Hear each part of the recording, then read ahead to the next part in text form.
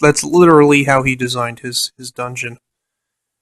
And he's like, "Well, welcome to the Gauntlet." And already, that doesn't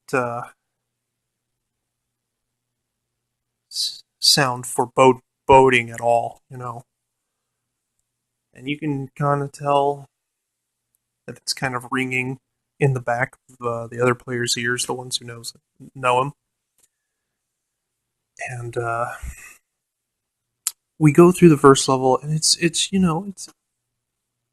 fun. You know, he takes us through the first level, and we go and we explore the doors as a group. Um, you know, and there's a couple of monsters here and there, and it's kind of slower paced, and it's easy. Um, a little bit too easy.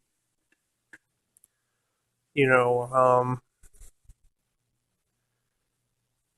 I mean, we're in a group of 6 people, so I mean, it's like a single monster to a single room, sort of easy, and we all just gang up on one monster and just hack it to pieces. You know, I helped the guys kill a beetle. I stabbed a beetle with my spear, and I think I also managed to kill like a jaguar in another room by throwing a spear at it. And I was able to use my crossbow a few times too. And we're just kind of hacking through these monsters, and we get to the door that leads us down to the second level. And he's like, "Okay, well, before we go to the second level, let's all do leveling up." And he's like, "Corbin, give me your sheet." Jacks my sheet from me, and he's like, "Congratulations, you're level 2. Bam, here you go." I'm like, great, awesome, thanks. And then we get to the second level, and he's got us now. Because there's no going back at this point. And his true intentions start to show once we get to the second level. Second level, same as before, just endless hallways with endless doors, and we've got to pick the right door to find our way to level 3. Except this time, he's starting to show us the real purpose to these rooms. And basically, he designed this like meat grinder obstacle course thing, and it quickly turns from this fun adventure to just kind of a nightmare. There are all kinds of traps, and I fell into a trap rather early, but I actually managed to catch myself. He's like, "Oh, you step on a square, like a brick square, going down these stairs, and the stairs collapse in a bit, and they open up, and you fall into a thing of spikes." And I'm like, "Oh, can I make a saving throw?" And he's like, "Oh yeah, sure, if you can think of a way to save yourself." And I've got my spear out right now because I'm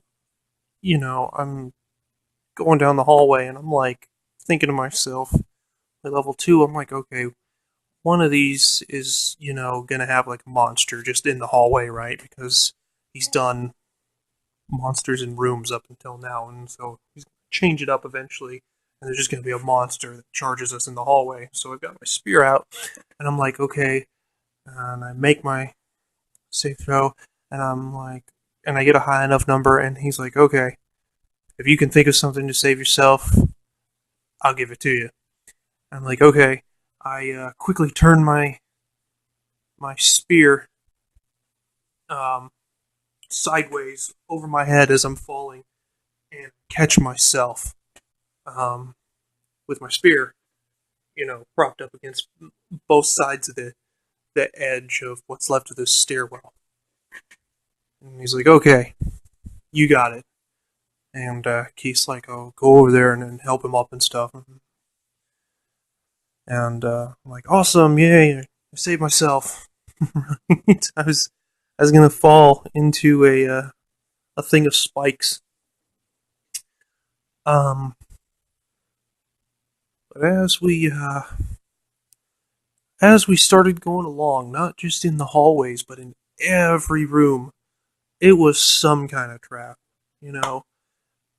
I mean, he would have like pit traps in the hallways randomly, and he would also have these traps where like holes would open up in the walls, and spears would shoot out, or poison darts would shoot out, or fire even would shoot out. These like holes in the walls if you triggered something by walking on like the wrong tile, and yeah, he had like a map out and stuff. I guess he had worked on the map like a night before, and he was prepping each one of these rooms long before I'd even come over, and he was taking notes on it by the time I got there. What monster was going to be in what, or what trap was going to be in what, and in the rooms themselves, he would have crazy fucking traps. Like, oh, you walk into the room, and all the time, it became a common thing. But if we wanted to get anywhere, if we wanted any treasure or we wanted to see, because some rooms would actually have doors in them that would lead to just another room full of traps or something, right?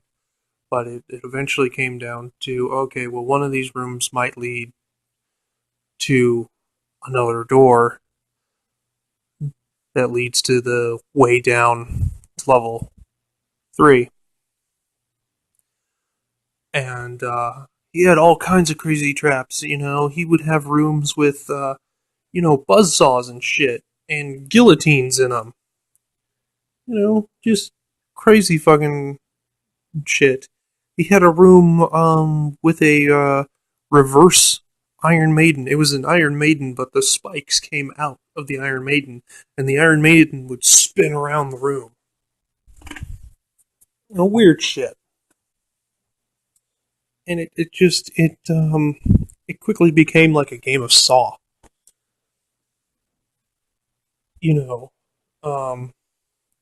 Luckily, the other players, they were a bit more experienced to see his shit coming. But it's just like every room was designed that. So it's like he designed for that. So it was literally like he was trying to either catch them off guard or throw them up against something that was inevitably going to, just tear them to shreds. And I mean, they got caught a couple of times. They got, taken down a couple of pegs on their health and shit every now and then, too. I mean, you can't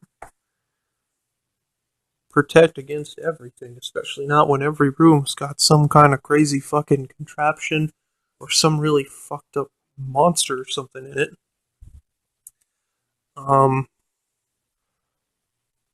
And sure enough, in level 2, the first one to go is the dude playing the halfling.